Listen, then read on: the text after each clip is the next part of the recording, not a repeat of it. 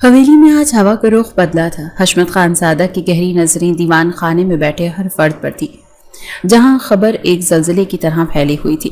جمشید خانزادہ نے لندن میں پل کر جوان ہونے والی ایک لڑکی رینا سے شادی کر لی تھی، بغیر کسی اجازت، بغیر کسی مشورے کے۔ حشمت خانزادہ نے اپنی سیاہ آنکھوں میں وہ قہر سمو لیا تھا جس سے پورا گاؤں کانپتا تھا۔ یہ لڑکی ہمارے قبیلے کے خون میں شامل نہیں ہو سکتی، حشمت نے کرخت لہجے میں کہا۔ اسے یا تو چھوڑو یا میرے مرے بغیر حویلی میں قدم نہ رکھنا۔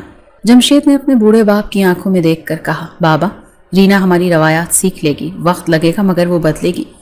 حشمت نے تنزیہ ہنکار بھری، وقت؟ ہمارے خون میں غیرت ہوتی ہے، وقت نہیں۔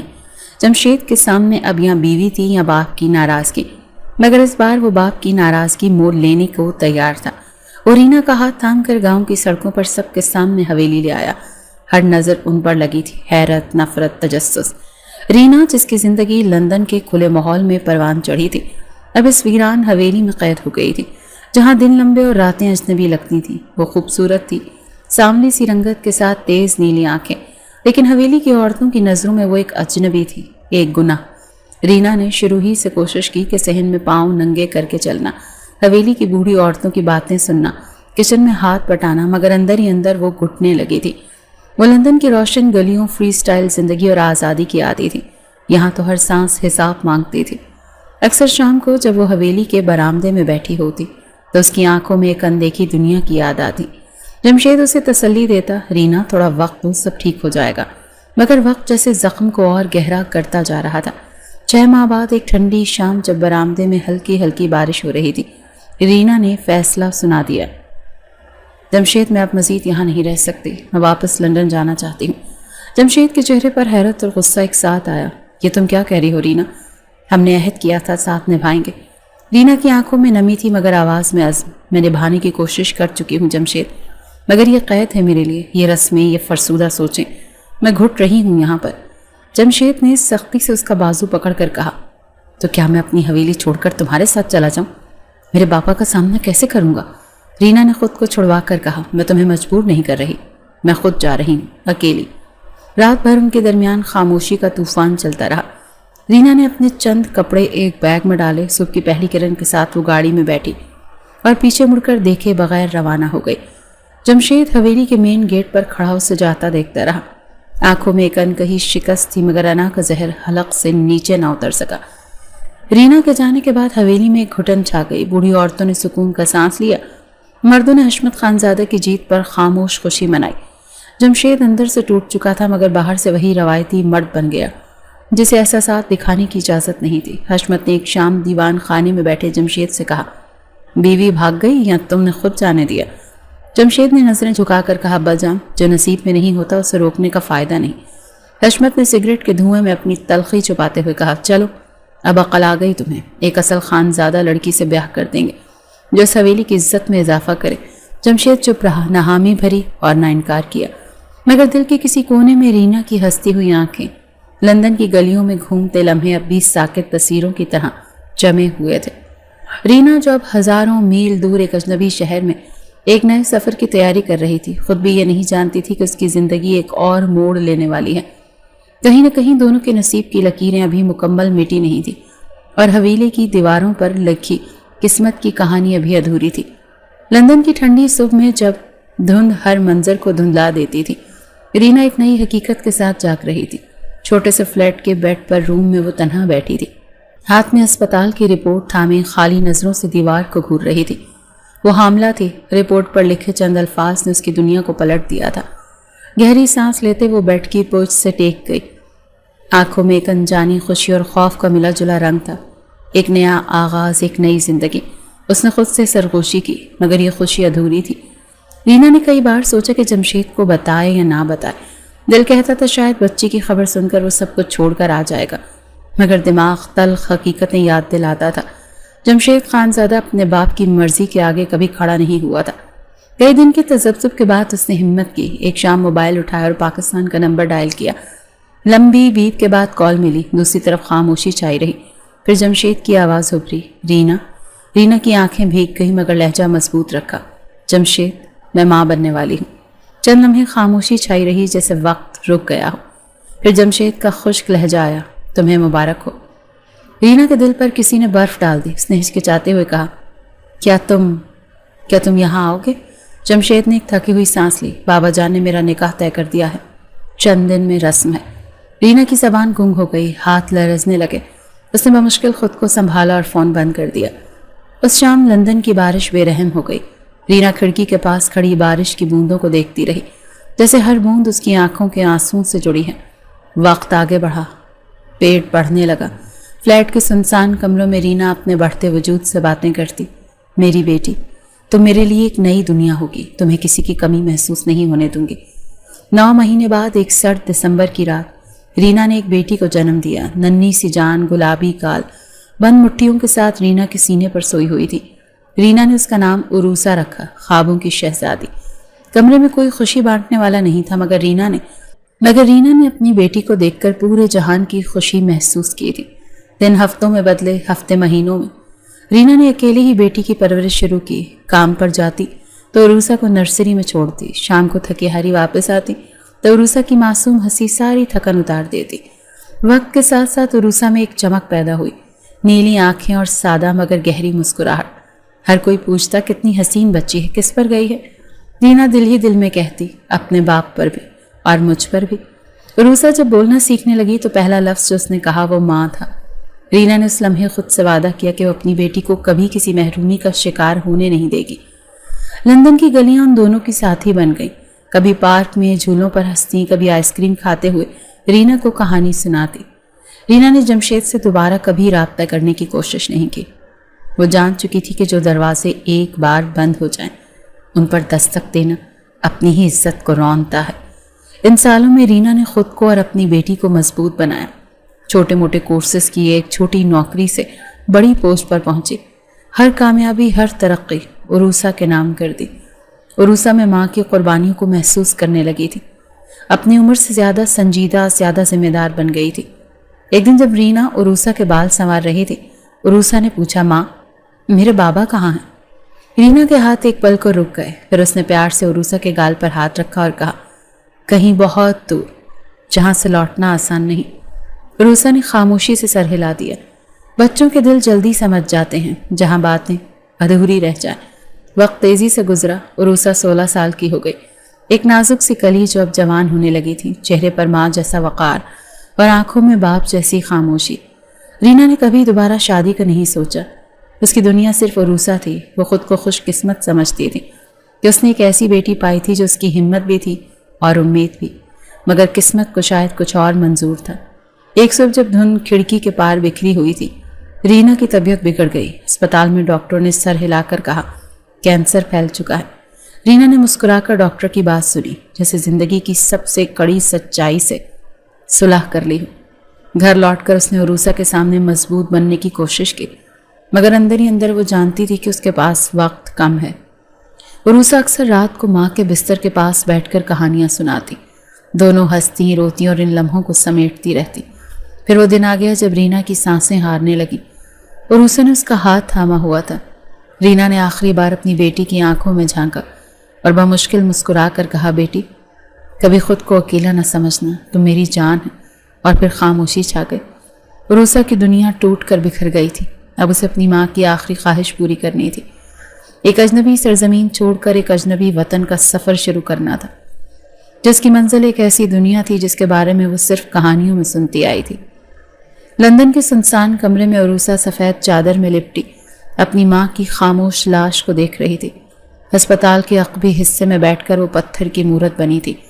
آنکھیں سرخ تھیں مگر اب آنسو بھی خشک ہو چکے تھے۔ ماں کے بغیر یہ دنیا کتنی خالی ہو جائے گی، اس نے کبھی سوچا بھی نہیں تھا۔ ماں کو سپرد خاک کرنے کے بعد عروسہ کئی دن تک اپنے چھوٹے سے فلیٹ میں قید رہی۔ در و دیوار خاموش سے، جیسے ہر چیز نے رونا بند کر دیا ہو۔ کھانے کا ذائقہ، ہوا کی خوشبو، ہر احساس بے معنی ہو چکا تھا۔ ایک دن دروازے پر دستک ہوئی۔ عروسہ نے ہچکچاتے ہوئے دروازہ کھولا تو سامنے ایک ادھیڑ عمر مرد کھڑا تھا، سفید کرتا، چوڑی دار پاجامہ اور چہرے پر وقت کی لکیریں۔ میں جمشید خانزادہ ہوں، اس نے آہستہ سے کہا۔ عروسہ نے ایک پل کو اس شخص کو گھورا جیسے تصویر میں دیکھی ہوئی کسی پرانی شبیہ کو زندہ دیکھ رہی ہوں۔ تمہارے ماں باپ کا رشتے میں تھا، اب تمہاری ذمہ داری بھی میری، جمشید نے نرمی سے کہا۔ مگر لہجے میں اجنبیت چھپی ہوئی تھی۔ عروسہ نے نظریں چرائی، دل میں کئی سوال تھے مگر زبان پر ایک خاموش تالا۔ جمشید نے 2 دن لندن میں قیام کیا، قانونی کارروائیاں مکمل کی، ماں کی چیزیں سمیٹنے میں مدد دی اور پھر واپسی کی تاریخ طے ہو گئی۔ جب ایئرپورٹ کی راہ لی تو عروسہ کے قدم بھاری ہو گئے۔ یہ زمین، یہ شہر، یہ گلیاں، سب کچھ وہیں چھوڑ کر جانا تھا۔ ایک نئی دنیا، ایک اجنبی خاندان، ایک نیا سفر اس کا منتظر تھا۔ جہاز میں بیٹھتے ہوئے عروسہ نے کھڑکی سے باہر جھانکا۔ لندن کی روشنیوں میں ایک کہانی دفن ہو رہی تھی۔ پرواز کے دوران جمشید نے زیادہ بات نہیں کی، کبھی کبھار ایک آدھ سوال کرتا جیسے رسمی سے رابطہ قائم کرنے کی کوشش ہو۔ تمہاری تعلیم کہاں تک پہنچی؟ جمشید نے پوچھا۔ کالج ختم کیا ہے، عروسہ نے مختصر جواب دیا۔ پاکستان میں آگے پڑھنے کا بندوبست کر دیں گے، جمشید نے سر ہلاتے ہوئے کہا، مگر عروسہ نے خاموشی سے باہر جھانکنا ہی بہتر سمجھا۔ راستے میں ایک اسٹاپ پر جمشید کا ایک پرانا ساتھی ملا، چائے کے ہوٹل پر بیٹھے۔ باتوں ہی باتوں میں اس نے خبر سنائی، سنا ہے تمہاری بیٹی نے گاؤں کے دشمن قبیلے کے لڑکے پر ہاتھ اٹھایا؟ جمشید کا رنگ فق ہو گیا۔ کیا آپ بکواس کر رہے ہو؟ آدمی نے سنجیدگی سے کہا، وہ لڑکا اب زندہ نہیں ہے۔ عروسہ کے ہاتھ سے چائے کا کپ چھوٹ گیا، گردن جھک گئی اور دل کی دھڑکن بے قابو ہو گئی۔ جمشید نے غصے سے عروسہ کی طرف دیکھا، یہ کیا سن رہا ہوں میں؟ عروسہ نے بمشکل اپنے کانپتے ہونٹوں سے کہا، مجھے نہیں معلوم، میں نے بس اپنی حفاظت کی تھی، وہ حملہ آور ہوا تھا۔ جمشید نے مٹھیاں بھینچ لیں، ایک لمحے کو لگا کہ وہ یہیں سب کچھ چھوڑ کر واپس پلٹ جائے گا، مگر پھر ضبط کر لیا، واپس جا کر پنچایت کا سامنا کرنا پڑے گا۔ جمشید نے سرد لہجے میں کہا۔ عروسہ نے آنکھیں بند کر لیں، ایک مصیبت ختم ہوتی تھی کہ دوسری آن کھڑی ہوتی تھی۔ پاکستان کی زمین پر قدم رکھتے ہی عروسہ کو لگا جیسے وہ کسی قید خانے میں آ گئی ہو۔ ایئرپورٹ پر کچھ پرانے خاندان کے لوگ استقبال کو آئے، سب کے چہرے پر اجنبیت اور سرد مہری تھی۔ گاڑی میں بیٹھتے ہی راستے بھر گاؤں کی ویران سڑکیں، مٹی میں اٹے درخت اور بوسیدہ مکانات عروسہ کی آنکھوں کے سامنے بے جان فلم کی طرح چلتے رہے۔ یہاں کے اصول مختلف ہیں، جمشید نے راستے میں کہا، تمہیں ہر قدم پھونک پھونک کر رکھنا ہوگا۔ عروسہ نے کوئی جواب نہیں دیا، وہ جانتی تھی کہ اب اس کی زندگی کا ہر پل ایک آزمائش ہے۔ حویلی میں داخل ہوتے ہی سناٹا چھا گیا، بڑی بڑی دیواریں، پرانی لکڑی کے دروازے اور صحن میں بکھرا سناٹا۔ عروسہ نے پہلی بار محسوس کیا کہ ہوا میں خوف شامل ہے۔ جمشید نے ایک کمرے کی طرف اشارہ کیا، یہ تمہارا کمرہ ہے، آرام کرو، کل پنچایت کے سامنے جانا ہے۔ عروسہ نے خاموشی سے سر ہلایا اور کمرے میں چلی گئی۔ بند دروازے کے پیچھے بیٹھ کر وہ دیوار سے ٹیک لگا کر رونے لگی۔ ماں کی یاد آئی، لندن کی آزاد فضائیں یاد آئیں اور اپنی بے بسی کا احساس دل میں تیر بن کر چبھنے لگا۔ رات گئے کھڑکی سے ٹھنڈی ہوا اندر آئی۔ عروسہ نے آنکھیں آسمان کی طرف اٹھائیں۔ ماں، میں کہاں آ گئی ہوں؟ وہ سرگوشی میں بولی۔ کمرے کی خاموشی نے اس کی آواز لوٹا دی، جیسے تقدیر بھی اس کی بے بسی پر ہنس رہی ہو۔ صبح کا سورج حویلی کے پرانے صحن میں مدھم روشنی ڈال رہا تھا۔ در و دیوار پر ایک عجیب سا بوجھ چھایا ہوا تھا۔ عروسہ نے چپکے سے کھڑکی کے کونے سے باہر جھانکا۔ حویلی کے مرد ایک جگہ اکٹھے ہو رہے تھے اور دور کہیں سے پنچایت کے آنے کی خبریں گونج رہی تھیں۔ کمرے کا دروازہ زور سے کھلا، جمشید اندر آیا، چہرہ سخت اور آنکھیں سرد تھیں۔ تیار ہو جاؤ، وہ کرخت لہجے میں بولا، آج پنچایت فیصلہ سنائے گی۔ عروسہ نے کپ کپاتی ہوئی آواز میں پوچھا، بابا کیا ہوگا؟ جمشید نے ایک لمحے کو رک کر اسے دیکھا اور پھر سپاٹ لہجے میں بولا، جو قسمت میں لکھا ہے۔ حویلی کے بڑے دیوان خانے میں آج خاص اہتمام کیا گیا تھا۔ بڑے بڑے بزرگ سفید کپڑوں میں سر پر رومال ڈالے خاموشی سے اپنی جگہ سنبھالے بیٹھے تھے۔ فضا میں ایک غیر محسوس خوف بھرا ہوا تھا۔ عروسہ سادہ لباس میں 2 عورتوں کے بیچ دبکی بیٹھی تھی، نظریں جھکی ہوئی تھیں اور دل دھڑک دھڑک کر گواہی دے رہا تھا کہ کوئی مصیبت آنے والی ہے۔ پھر گاؤں کے بڑے سردار نے گلا کھنکارتے ہوئے کہا، جمشید خانزادہ، تمہاری بیٹی نے دشمن قبیلے کے نوجوان کو قتل کیا ہے۔ خون بہا یا خون کا بدلہ، فیصلہ تمہیں کرنا ہے۔ جمشید پل بھر کو گردن جھکائی، ارد گرد بیٹھے لوگوں کی نظریں اسی پر ہی گڑی ہوئی تھی۔ خاموش دباؤ ہر سمت سے محسوس ہو رہا تھا۔ اگر بوڑھے نے کہا، اگر خون بہا نہیں دو گے تو دشمن قبیلہ بدلے میں اپنی مرضی کرے گا۔ کمرے میں سناٹا چھا گیا اور عروسہ نے سر اٹھا کر ایک نظر باپ کے چہرے پر ڈالی۔ کوئی شفقت، کوئی رحم نہیں تھا وہاں، صرف بے حسی تھی۔ جمشید نے گہری سانس لے کر کہا، میں اپنی بیٹی عروسہ کو ونی میں دینے کو تیار ہوں۔ عروسہ کا دل جیسے ایک لمحے کو دھڑکنا بھول گیا۔ اس نے اپنے ہاتھوں کی انگلیاں سختی سے بھینچ لیں، آنکھوں میں نمی تیرنے لگی مگر اس نے آنسو بہنے نہیں دیے۔ پنچایت نے سر ہلا کر فیصلہ لکھوا دیا، رسمی طور پر اعلان کر دیا گیا، آج سے عروسہ دشمن قبیلے کے سردار کے بیٹے شاہ میر کے نکاح میں ہوگی۔ لوگ اٹھنے لگے، فیصلہ ہو چکا تھا، کوئی سوال کرنے والا نہیں تھا اور کوئی انصاف کی بات کرنے والا بھی نہیں تھا۔ عروسہ کو ایک طرف لے جایا گیا۔ کمرے میں خاموشی تھی۔ جمشید دروازے پر کھڑا اسپاٹ نظروں سے اسے دیکھ رہا تھا۔ تمہیں اس خاندان کی عزت بچانی ہے، جمشید نے کہا جیسے کوئی حکم دے رہا ہو۔ عروسہ نے کانپتی آواز میں کہا، آپ کو کبھی مجھ سے محبت نہیں تھی نا؟ جمشید نے نظریں پھیر لیں، جواب دینے کی ضرورت محسوس نہیں کی۔ عروسہ نے دل میں ایک دیوار کھڑی کر لی۔ وہ اب کسی چیز کی امید ہی نہیں رکھ سکتی تھی۔ کچھ دیر بعد چند عورتیں اسے نکاح کے لیے تیار کرنے لگیں۔ ایک پیکا سا جوڑا پہنایا گیا، ماتھے پر زبردستی دوپٹہ رکھا گیا اور وہ بے جان سی بیٹھی رہی جیسے کسی مجرم کو سزائے موت کے لیے سجایا جا رہا ہو۔ دیوان خانے میں نکاح خواہ آیا، چند رسمی دعائیں پڑھی گئیں۔ عروسہ نے بمشکل سنے بغیر مجبوراً ہاں میں سر ہلا دیا۔ نکاح ہو چکا تھا۔ دروازے پر کھڑا ایک نوجوان، سخت چہرہ، سرد نظریں، شاہمیر اسے لینے آیا۔ اس کی آنکھوں میں اجنبیت اور غصہ صاف نظر آ رہا تھا۔ شاہمیر نے سختی سے عروسہ کا بازو پکڑا اور جھٹکے سے کھینچ کر ساتھ لے گیا۔ راستے میں جھکتے ہوئے کہا، یاد رکھنا اب تمہاری زندگی میرے حکم پر چلے گی۔ عروسہ نے آنکھیں بند کر لیں۔ ہر خواب، ہر امید اس جملے کے نیچے دب کر دم توڑ گئی تھی۔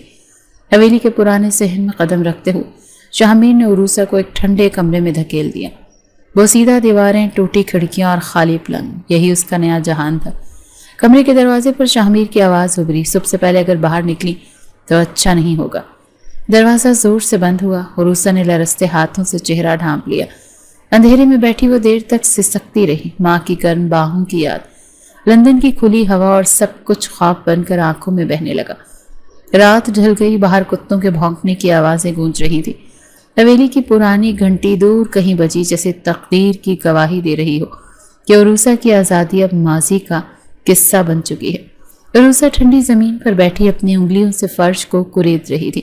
کمرے میں کوئی کھڑکی نہیں تھی جس سے باہر کی دنیا نظر آتی، نہ کوئی چراغ جو اندھیروں میں روشنی بکھیرتا۔ ہر سانس ایک بوجھ تھی اور ہر لمحہ قید کا ایک نیا باب۔ دروازہ چرچراتے ہوئے کھلا اور شاہمیر اندر آیا۔ اس کی موجودگی کمرے کی سرد فضا کو مزید بوجھل کر گئی۔ ہاتھ کی ایک جنبش سے اس نے دروازہ بند کر دیا۔ سخت نظریں، بھاری قدم اور آواز میں وہی درج تھی، یہ نکاح تمہاری آزادی کا نہیں، تمہاری قید کا آغاز ہے۔ شاہمیر کی آواز کمرے میں گونجی، یہ حویلی اب تمہاری قید گاہ ہے اور تمہاری زندگی صرف اسی کے دائرے کے گرد گزرے گی۔ عروسہ نے خوفزدہ آنکھوں سے اسے دیکھا، زبان گنگ ہو گئی، دل تیزی سے دھڑکنے لگا جیسے سینے سے باہر نکلنے کو ہو۔ شاہمیر نے قریب آ کر ایک نظر اس پر ڈالی۔ کسی خواب میں نہ رہو کہ یہاں تمہیں عزت یا محبت ملے گی، تم صرف ایک بدلے کا سودا ہو۔ عروسہ کی پلکوں پر آنسو لرزنے لگے مگر اس نے خود کو سنبھالا۔ وہ جانتی تھی کہ کمزوری دکھانا اس وقت خود کو مزید رسوا کرنا تھا۔ شاہمیر نے پلٹ کر دروازہ بند کیا اور جاتے جاتے آخری ضرب لگا، یاد رکھنا اس حویلی سے باہر نکلنے کی کوشش بھی کی تو زمین تنگ کر دی جائے گی۔ دروازہ بند ہونے کی آواز نے عروسہ کے وجود میں لرزہ دوڑا دیا۔ وہ خاموشی سے کمرے میں کونے میں سمٹ گئی۔ ذہن میں سوالوں کا طوفان بپا تھا، یہ سب میرے ساتھ کیوں ہو رہا ہے؟ میں نے تو کسی کا کیا بگاڑا تھا؟ وہ بڑبڑائی۔ رات بیتنے لگی، فرش کی ٹھنڈک اس کے جسم پر اتر گئی۔ حویلی کی خاموشی میں دور سے کبھی کوئی کتوں کے بھونکنے کی آواز تو کبھی دروازوں کے چرچرانے کی صدا سنائی دیتی۔ عروسہ نے خود کو سمیٹ لیا جیسے خود میں پناہ ڈھونڈ رہی ہو۔ صبح سویرے کمرے کا دروازہ پھر کھلا۔ ایک بوڑھی عورت ہاتھ میں روکھا سا ناشتہ لے کر آئی۔ کھا لو، اس نے بغیر کسی نرمی کے کہا۔ حکم ہے کہ دن کے کام پر لگنے سے پہلے کھانا ضروری ہے۔ عروسہ نے نوالا ہاتھ میں لیا مگر حلق سے نیچے نہیں اترا۔ آنکھوں کے سامنے لندن کی میزوں پر سجی رنگین پلیٹیں گھومنے لگی مگر اب وہ دنیا ایک خواب بن چکی تھی۔ دوپہر تک اسے حویلی کے کاموں میں لگا دیا گیا، صفائی، برتن، کپڑے دھونا، وہ کام جسے اس نے کبھی چھوا بھی نہیں تھا اب اس کی زندگی کا حصہ بن گیا تھا۔ جب وہ آنگن میں جھاڑو لگا رہی تھی، شاہمیر اپنی بندوق صاف کرتا ہوا ذہن میں آیا۔ ایک لمحے کو عروسہ کی نظر اس پر ٹھہر گئی، سخت چہرہ، بھاری قدم اور وجود میں بس غصہ۔ شاہمیر نے اسے دیکھا مگر کوئی توجہ نہ تھی، جیسے وہ وہاں موجود ہی نہ ہو۔ عروسہ نے تیزی سے نظریں پھیر لیں اور صفائی میں مصروف ہو گئی۔ شام ہوتے ہی حویلی میں بڑی عورتیں اکٹھی ہو گئیں۔ ان کی باتوں کا محور تھا کیسی بنی کی لڑکی کو جھکا کر رکھا جائے۔ عروسہ کو چپکے سے ان کی سرگوشیاں سنائی دی مگر وہ چپ رہی۔ وہ جانتی تھی کہ اب کوئی حمایت نہیں ملنے والی۔ رات کو جب وہ برآمدے میں بیٹھی ہاتھوں پر چھالے دیکھ رہی تھی تب شاہمیر کی پہلی بیوی روبینہ سامنے آئی۔ عمر میں بڑی، چہرے پر غرور اور زبان میں زہر۔ یاد رکھ، روبینہ نے تنبیہی انداز میں کہا، یہاں تم صرف کام کے لیے ہو، اگر کبھی خواب دیکھا تو خواب ہی رہ جائے گا۔ عروسہ نے سر جھکا لیا، جواب دینا بیکار تھا۔ چند لمحے بعد شاہمیر خود برآمدے میں آیا۔ وہ پاس آئے تو عروسہ نے خوف سے اپنے ہاتھ سمیٹ لیے، مگر شاہ نے نظر تک نہیں ڈالی، سیدھا اپنے کمرے میں چلا گیا۔ عروسہ نے پہلی بار محسوس کیا کہ یہاں اس کی کوئی حیثیت نہیں، نہ عزت، نہ ہمدردی، نہ رشتہ۔ رات کے آخری پہر وہ اپنی چادر میں لپیٹ زمین پر لیٹ گئی۔ چاندنی کمرے میں جھانک رہی تھی، اس نے چاند کو دیکھا اور آنکھوں میں آنسو بھر کر ماں کو یاد کیا۔ ماں، تم نے کہا تھا کبھی خود کو اکیلا نہ سمجھوں، مگر یہاں تو ہر سانس ہی تنہا ہے۔ چاندنی میں بھی اس کا دکھ چھپا نہیں تھا۔ عروسہ ٹھنڈی زمین پر بیٹھی اپنی انگلیوں سے فرش کو کریت رہی تھی۔ کمرے میں کوئی کھڑکی نہیں تھی جس سے باہر کی دنیا نظر آتی، نہ کوئی چراغ جو اندھیرے میں روشنی بکھیرتا۔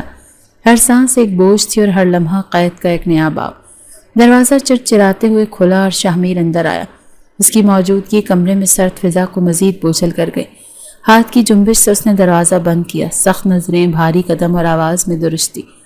یہ نکاح تمہاری آزادی کا نہیں، تمہاری قید کا آغاز ہے۔ شاہ کی آواز کمرے میں گونجی۔ یہ حویلی اب تمہاری قید گاہ ہے اور تمہاری زندگی صرف اسی کے دائرے میں گزرے گی۔ عروسہ نے خوفزدہ آنکھوں سے اسے دیکھا، زبان گنگ ہو گئی، دل تیزی سے دھڑکنے لگا جسے سینے سے باہر نکلنے کو ہو۔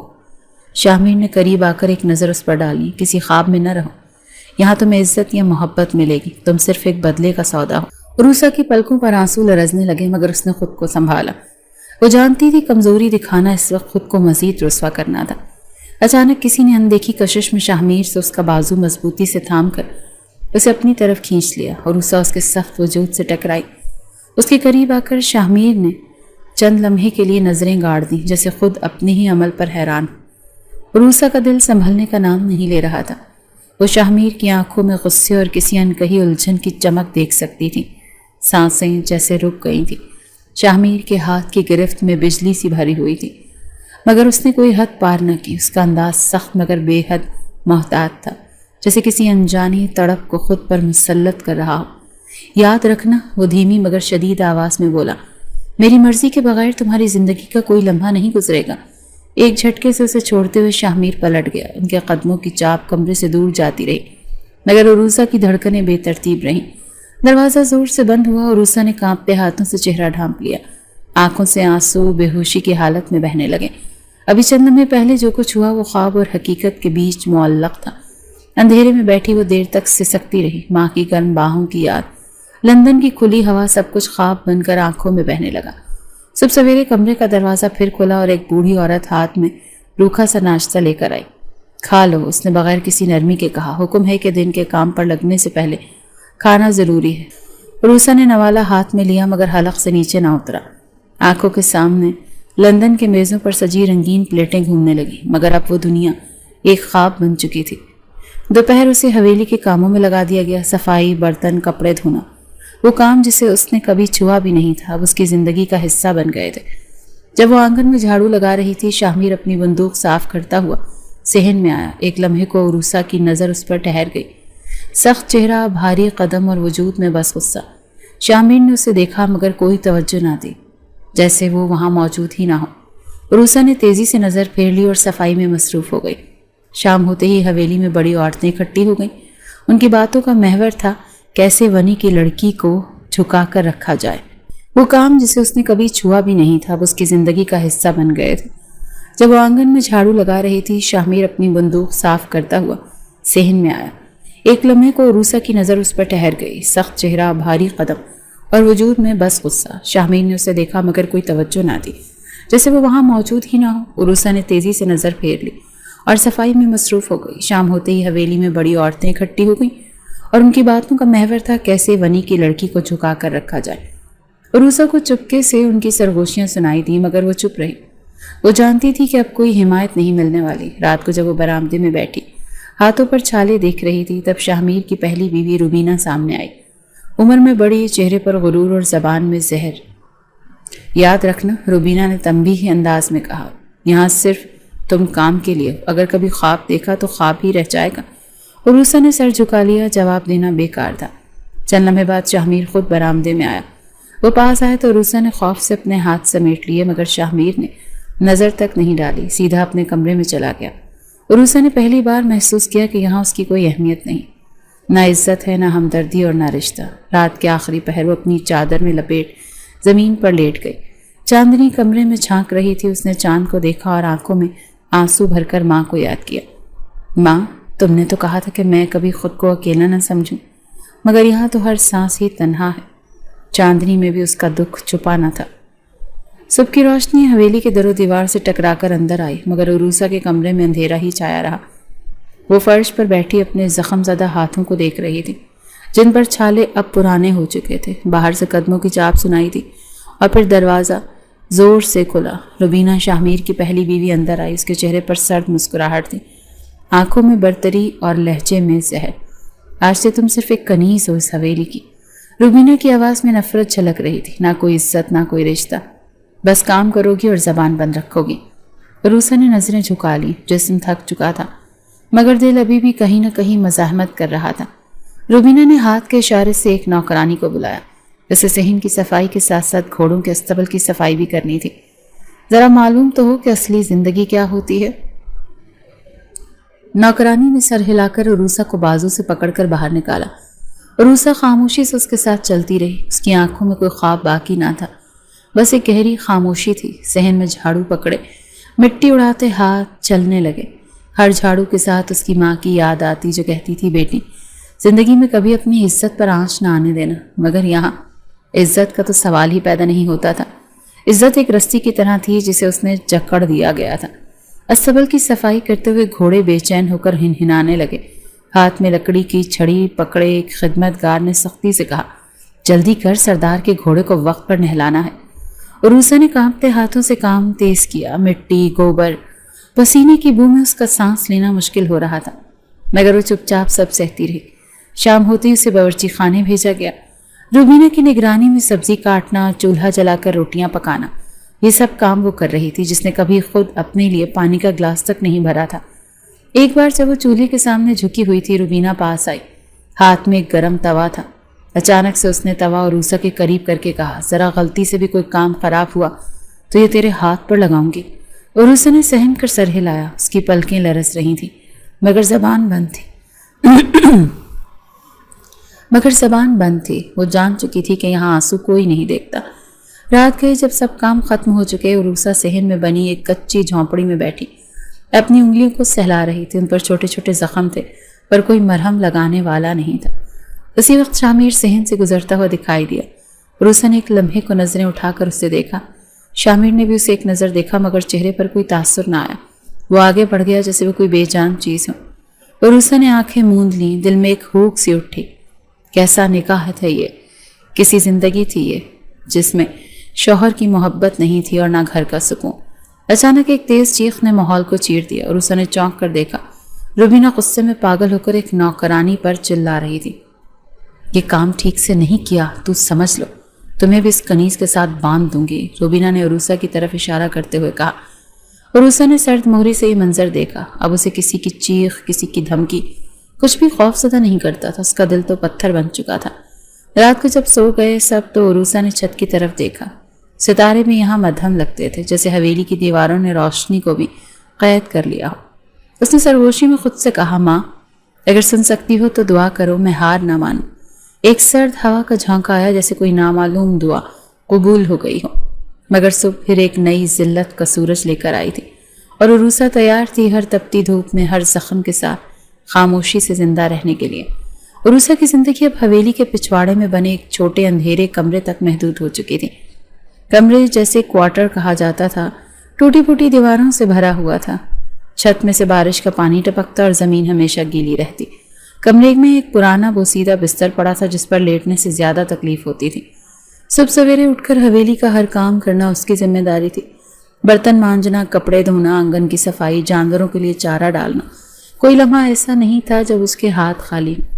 روبینہ کی سخت نظروں اور حویلی کی عورتوں کی طنزیہ باتوں نے اس کے اندر کا سارا حوصلہ ہی نچوڑ لیا تھا۔ ایک دن وہ تھکن سے چور ہو کر کوارٹر میں گری پڑی تھی، پیروں میں چھالے، ہاتھوں میں خراشیں اور دل میں بے بسی کا زہر۔ اس کی آنکھوں سے آنسو نکل کر گندے فرش پر گرنے لگے، لیکن رونا بھی اب ایک عیاشی لگتا تھا جس کی اجازت نہ تھی۔ اگر صبح روبینہ نے حکم دیا، آج بڑے صحن میں صفائی کے ساتھ ساتھ شاہمیر کے کمرے کی صفائی بھی کرنی ہے، ہوشیار رہنا کوئی چیز الٹی سیدھی نہ ہو۔ عروسا نے خاموشی سے سر جھکایا اور جھاڑو کپڑا سنبھال کر شاہمیر کے کمرے کی طرف چل دی۔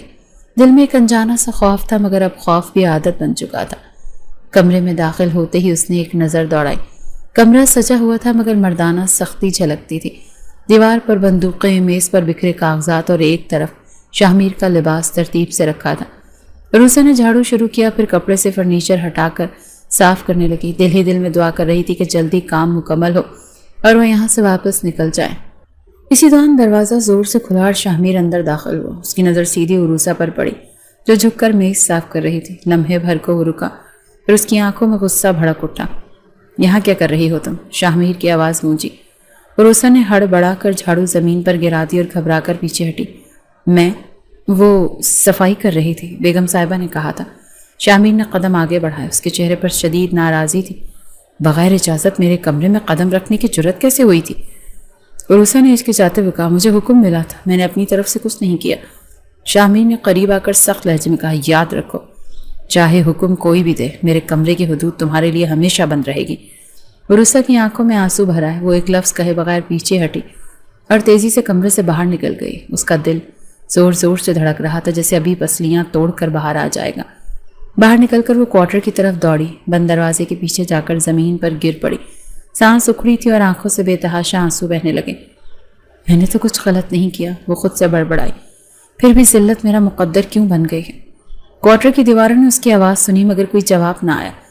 دن کے آخری پہر جب حویلی پر خاموشی چھا گئی، عروسہ نے ایک پرانے ٹوٹے برتن میں پانی بھر کر پینے لگی۔ پانی میں مٹی کی مہک تھی مگر پیاس اتنی تھی کہ وہ کچھ سوچ ہی نہ سکی۔ اسے اپنی ماں کی کہی بات یاد آئی، بیٹی، دنیا میں سب سے بڑی لڑائی اپنی عزت کے لیے لڑنی پڑتی ہے، لیکن یہاں تو لڑنے کا حق بھی چھین لیا گیا تھا۔ چند لمحے بعد روبینہ کمرے میں آئی، اس کی آنکھوں میں غصہ تھا۔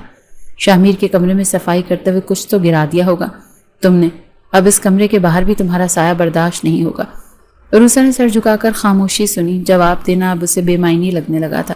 وہ جانتی تھی کہ ہر الزام پہلے سے طے شدہ تھا، چاہے وہ کچھ کرے یا نہ کرے۔ رات کا کھانا اسے سب سے آخر میں ملا، ایک پرانی پلیٹ میں بچا کچا سالن اور سوکھی روٹی۔ وہ چپ چاپ کھانے لگی، ہر نوالا ذلت کا ذائقہ دے رہا تھا۔ چاندنی رات میں جب سب سو گئے، عروسہ اپنے کوارٹر کے دروازے کے پاس بیٹھ کر آسمان کی طرف دیکھنے لگی۔ ستارے بھی جیسے اس کی کہانی سن رہے تھے، خاموش، ساکت اور دور۔ اگر کہیں انصاف ہے تو ایک دن میری چیخیں سنی جائیں گی، اس نے آہستہ سے کہا، مگر رات نے اس کی سرگوشی کو نگل لیا۔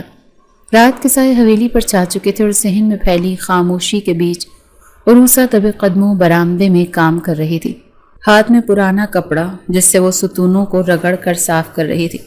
ہر لمحہ، ہر حرکت جیسے قید کی زنجیر میں ایک نئی کڑی جوڑ رہی ہو۔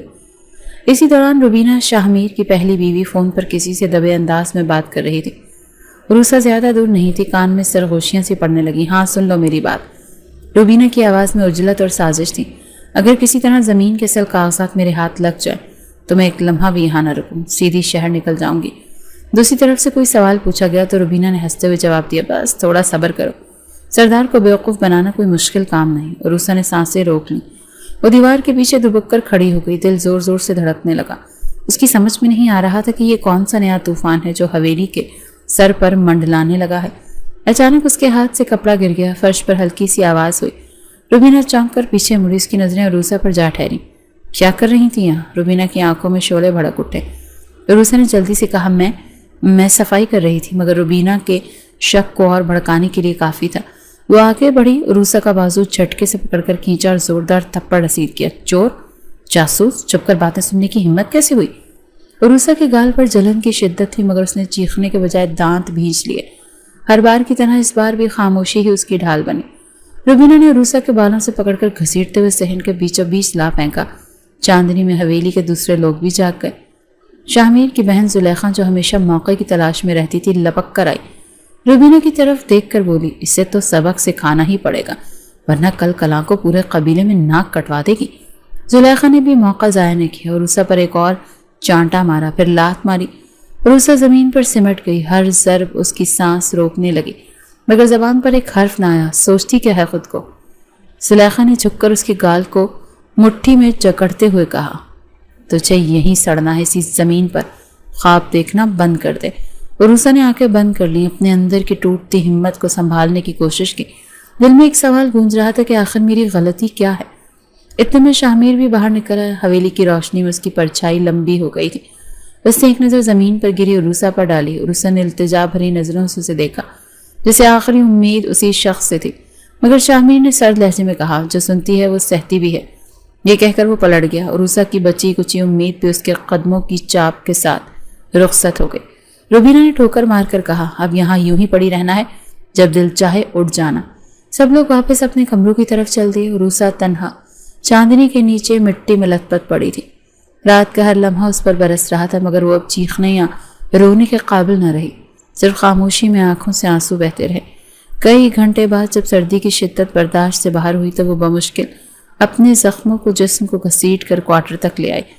دروازہ کھولا تو ہوا کی ایک جھونکے نے اس کا استقبال کیا۔ کمرہ ویسے ہی آتھ ٹوٹا، سنسان اور ٹھنڈا۔ فرش پر گر کر اس نے اپنی ٹوٹی ہوئی چادر کو اوڑھ لیا۔ بدن میں کپکپاہٹ اور ذہن میں ایک ہی بات گردش کر رہی تھی، کب ختم ہوگا یہ عذاب، کب ختم ہوگی یہ سزا۔ اسے نیند نہ آئی، آنکھوں میں ماں کی تصویر ابھرتی رہی، جو لندن کے کسی کونے میں اسے اپنی گرم باہوں میں چھپا لیتی تھی۔ مگر یہاں نہ کوئی ماں تھی نہ پناہ، صرف اذیت تھی، اور اس اذیت کو سہنے کے لیے اکیلی عروسا۔ صبح کا پہلا اجالا جب پھیلنے لگا تو عروسا نے خود سے عہد کیا، میں ٹوٹوں گی نہیں، چاہے زمانہ مجھے رونتا رہے۔ یہ عہد اس کی آخری طاقت تھا اور اب وہ اسے کھونے نہیں دے سکتی تھی۔ حویلی کی فضا مسلسل بوجھل ہوتی جا رہی تھی۔ عروسا اب اپنے زخموں کے ساتھ جینے کی عادی ہو چکی تھی۔ وہ چپ چاپ اپنا کام کرتی، سر جھکائے ساری ذلت سہتی، مگر دل میں ایک خاموشی کی آگ سلگ رہی تھی۔ باہر کی دنیا میں بھی کچھ ٹھیک نہیں تھا۔ قبیلوں کی پرانی دشمنیاں پھر سے سر اٹھانے لگی تھی۔ شاہ میر ان دنوں اکثر سخت تیوروں میں رہتا تھا، ہاتھ میں بندوق اور کمر پر گولیوں کی بیلٹ باندھ کر۔ وہ اکثر دیر رات تک گاؤں کا چکر لگاتا۔ حویلی کی عورتیں دبے دبے لفظوں میں باتیں کرتی تھی کہ دشمن قبیلے کے ساتھ کوئی بڑی لڑائی قریب ہے۔ اس رات جب چاندنی مدھم تھی اور ہواؤں میں عجیب سا سوج تھا، حویلی کے دروازے پر اچانک گھوڑوں کی ٹاپوں کی آوازیں گونجی۔ دو نوکر بدحواسی میں دوڑے اور خبر دی کہ سردار جی، دشمن قبیلے کے لوگ کھیتوں کی طرف بڑھ رہے ہیں۔ شاہ میر نے بغیر کچھ کہے بندوق اٹھائی اور باہر نکل گیا۔ ساتھ چند وفادار نوجوان بھی تھے۔ عروسا نے برآمدے میں کھڑے ہو کر دیکھا، اس کے دل میں انجانا خوف جاگا۔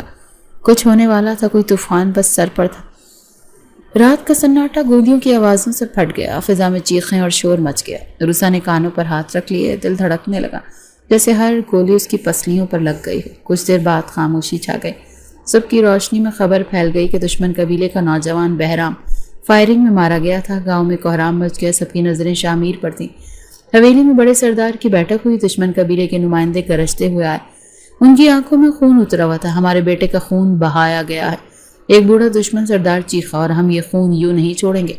شاہ میر تپتے چہرے کے ساتھ کھڑا تھا، اس کی مٹھی سختی سے بند تھی۔ میں نے بہرام کو نہیں مارا، شاہ میر نے غصے میں کہا، ہم پر حملہ پہلے ہوا تھا، دفاع میں گولی چلی، مگر دشمن قبیلہ ماننے کو ہی تیار نہیں تھا۔ تمہاری بندوق سے نکلی گولی نے ہی اسے مارا ہے، ایک جوان چیخا۔ الزام سرکاری طور پر شاہ میر پر لگ چکا تھا، پنچایت کا فیصلہ درکار تھا۔ شام کو حویلی میں ایک اور خاموش طوفان آیا۔ جمشید خانزادہ بھی خبر سن کر پہنچا۔ اس کی پیشانی پر گہری شکنیں تھیں اور معاملہ حویلی کی عزت کا ہے۔ جمشید نے سخت لہجے میں کہا، اگر دشمن قبیلہ بدلہ چاہتا ہے تو خون کا خون دینا ہوگا یا پھر کوئی بڑی قربانی۔ شاہ میر نے دیوار کو مکے مارے، وہ جانتا تھا قبیلے کی غیرت خون کی پیاسی بن جاتی ہے۔ عروسا اپنے کمرے میں بیٹھی سب کچھ سن رہی تھی، ہر لفظ ہر الزام اس کے وجود پر ایک نئی چوٹ لگا رہا تھا۔ روبینہ نے زہر بھری مسکراہٹ کے ساتھ کہا، دیکھا یہ ہے خانوں کی دنیا، یہاں خون ہی خون سے دھلتا ہے۔ زلیخا نے زور سے قہقہہ لگایا، آپ دیکھتے ہیں سردار جی اپنی گردن کیسے بچاتے ہیں۔ حویلی کی فضا زہر آلود ہو چکی تھی۔ شاہ میر اندر آیا اور اس کے کپڑوں پر خون کے داغ تھے، چہرہ سخت اور آنکھوں میں ایک اندھیرا۔ عروسا جو صحن کے کونے میں بیٹھی تھی ایک پل کو اسے دیکھ کر سہم گئی، مگر دل میں ایک انجانی ہمدردی بھی تھی۔ شاہ میر نے اسے دیکھا مگر کچھ نہیں کہا، چپ چاپ اپنے کمرے میں چلا گیا اور دروازہ زور سے بند کر دیا۔ رات کو عروسا نے پہلی بار محسوس کیا کہ شاہ میر جس پر ہمیشہ سخت رہا شاید خود بھی کسی نہ کسی جنگ میں قید تھا، ایک ایسی جنگ جو صرف خون اور دشمنی کی بولی جانتی تھی۔ جب سورج نکلا تو حویلی کے بڑے دروازے پر دشمن قبیلے کا جاسوس کھڑا تھا، ان کے ہاتھوں میں ہتھیار اور چہروں پر انتقام کی بھوک تھی۔ اب پنچایت بیٹھے گی، فیصلہ ہوگا، یا خون بہا دے گا یا پھر کوئی بڑی قیمت ادا کی جائے گی۔ عروسا نے دور کھڑے ہو کر سب کچھ دیکھا، اس کی سانسیں رک گئیں، تقدیر ایک بار پھر کوئی نیا زخم دینے کو تیار تھی۔ حویلی کے بڑے دروازے پر سورج کی روشنی پھیل رہی تھی، مگر صحن کے اندر گھٹا ٹوپ اندھیرا محسوس ہو رہا تھا۔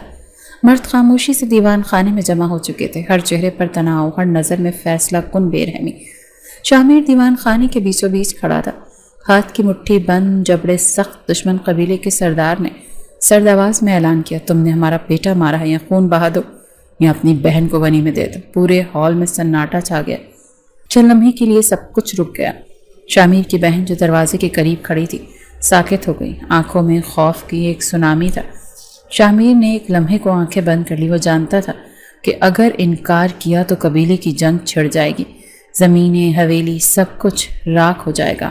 دل کی کسی گہری پرت پر ایک ضرب لگی۔ وہ جو دوسروں کی تقدیر کا فیصلہ بے رحمی سے کرتا آیا تھا، آج اپنی بہن کی قسمت پر سوال اٹھ رہا تھا۔ سوچ لو شامیر، پنچایت کے بڑوں نے کہا، فیصلہ تمہارے ہاتھ میں ہے۔ کمرے کی خاموشی میں شامیر نے بمشکل لب ہلائے۔ میں اپنی بہن کو غنی میں دینے کو تیار ہوں۔ یہ الفاظ کہتے اس کا دل کسی نے نچوڑ کر رکھ لیا تھا۔ بہن کی چیخ اس کے کانوں میں گونجی، مگر سردار بننے کا بوجھ دل کے رشتوں پر حاوی ہو گیا۔ سب لوگ خاموشی سے اٹھ کر چلے گئے۔ فیصلہ ہو چکا تھا اور قربانی دے دی گئی تھی۔ رات کے وقت حویلی میں سناٹا تھا۔ سب کمرے اپنے دکھ اور خوف میں ڈوبے ہوئے تھے۔ عروسہ جو ایک کونے میں بیٹھی سب دیکھ رہی تھی، اندر ہی اندر سے لرز رہی تھی۔ وہ جانتی تھی کہ جس درد کو وہ برسوں سے جھیل رہی ہے، آج وہی درد شامیر کے دل میں بھی پلنے لگا ہے۔ عروسہ ہاتھوں پر چوٹوں کے نشان سہلاتے ہوئے آنگن میں جھکی بیٹھی تھی۔ ہاتھوں پر پرانے زخموں کی سرخی اب بھی تھی۔ سرد ہوا بدن سے ٹکرا رہی تھی۔ تبھی قدموں کی چاپ سنائی دی۔ وہ چونک کر مڑی۔ شامیر خاموشی سے اس کے قریب آ کر کھڑا ہوا تھا۔ چہرے پر پہلی بار وہ سختی نہیں تھی، کچھ ٹوٹا ہوا، کچھ بکھرا ہوا۔ عروسہ نے نظریں جھکا لی، مگر شامیر نے آہستہ سے اس کا ہاتھ تھام لیا۔ نرم مگر مضبوط گرفت۔ عروسہ کے وجود میں ایک سرد سی سنسناہٹ سی دوڑ گئی تھی۔ شامیر نے اس کے ہاتھوں پر بنے زخموں کو دیکھا۔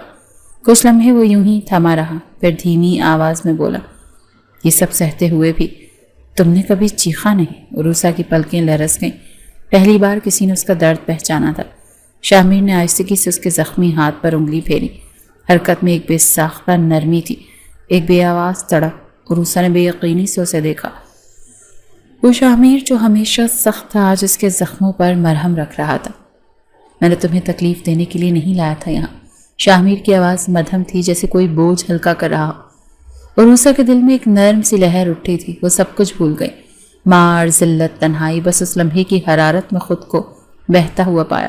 شامیر نے اس کے ہاتھوں کو اپنے دونوں ہاتھوں میں لے کر پیشانی سے لگایا۔ عروسہ کی سانسیں رکنے لگیں، دل کی دھڑکن جیسے ہر قدم توڑ رہی تھی۔ اس کا لمس نہایت مضبوط لیکن بے حد احترام بھرا تھا، ایک سلو دل سے جڑا لمس جس میں پہلی بار نہ نفرت تھی نہ غصہ، صرف ایک نامکمل انسان کی معافی تھی۔ عروسہ کی آنکھوں سے آنسو نکل کر رخساروں پر بہنے لگے، مگر یہ آنسو کسی ذلت کے نہیں، کسی انجانی تسلی کے تھے۔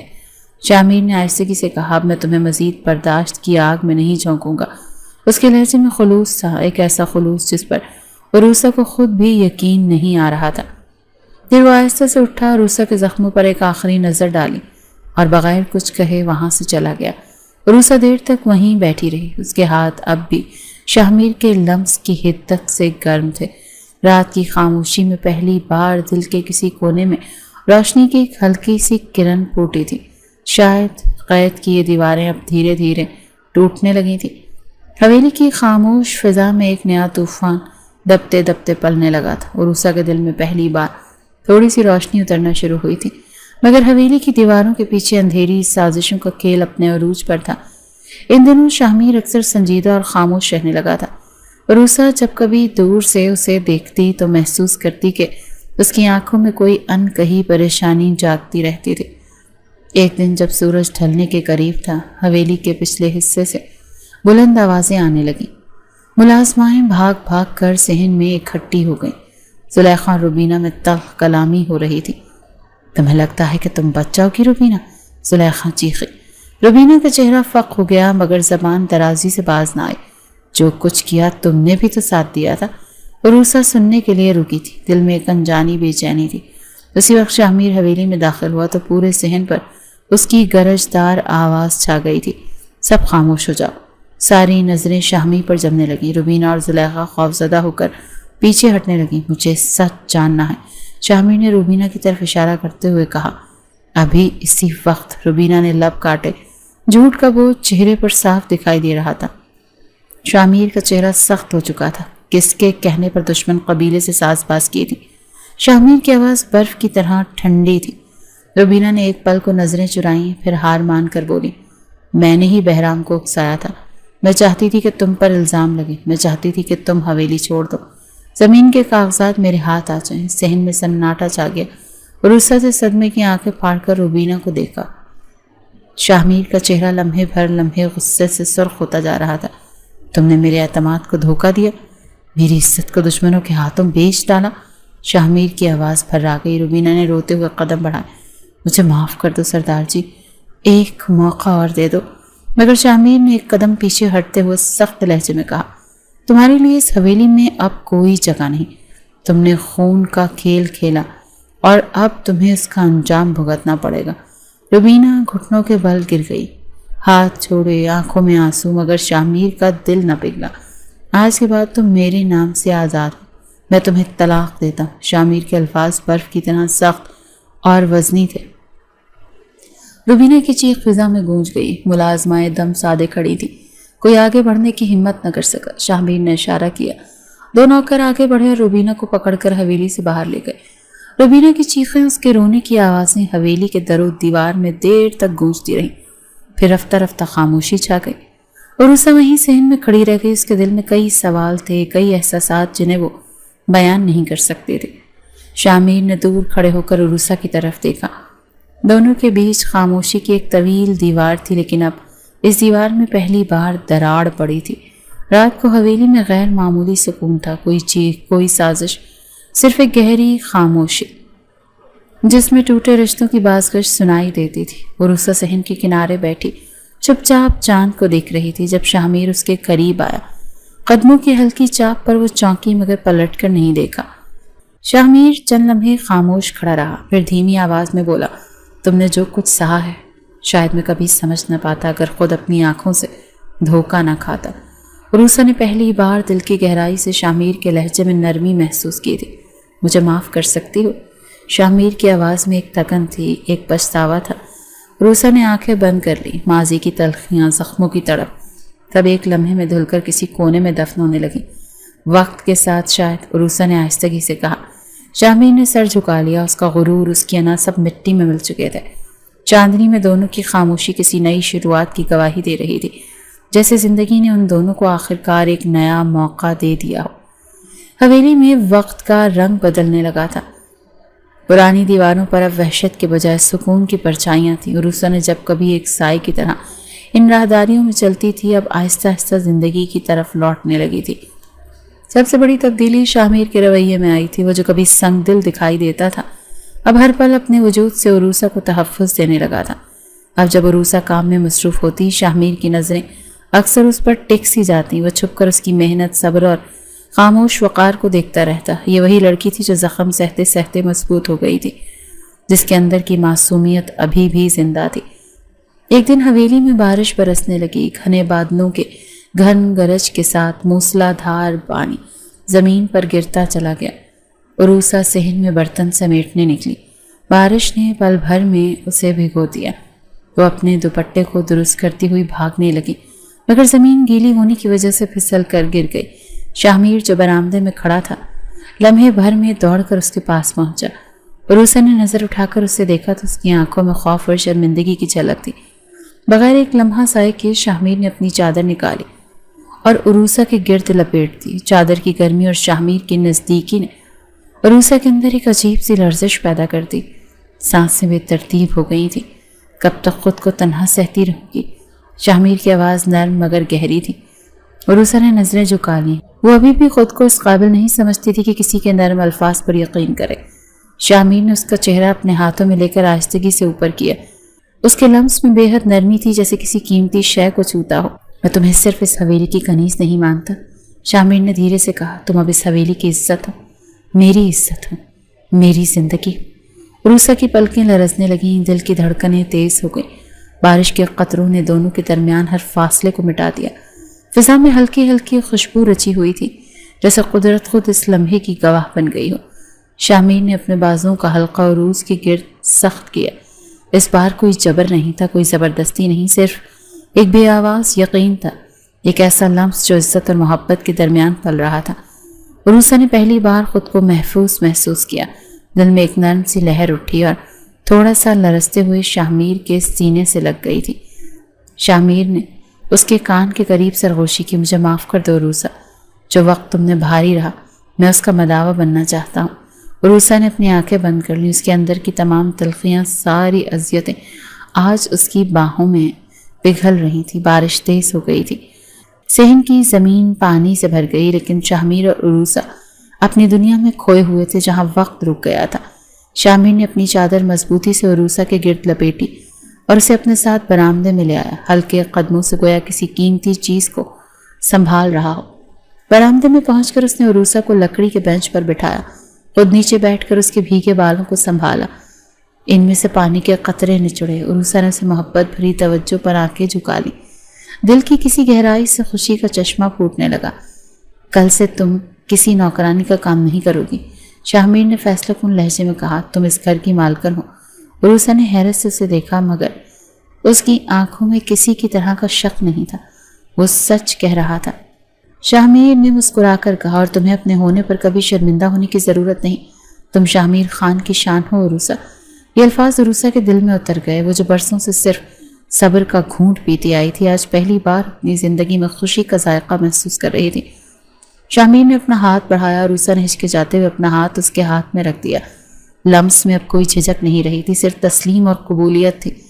بارش کے بعد آسمان صاف ہو گیا، بادل چھٹ گئے، ہوا میں خوشبو پھیل گئی۔ عروسہ نے دل میں خاموش دعا کی، شکر گزاری کی دعا، محبت کی دعا، اور یوں حویلی کے ان پرانی دیواروں میں ایک نئی کہانی جنم لینے لگی، ایک ایسی کہانی جس میں درد کے بجائے محبت کی خوشبو تھی، اور اس محبت کے مرکز میں اب صرف عروسہ تھی، مکمل یقین اور مکمل اپنائیت کے ساتھ۔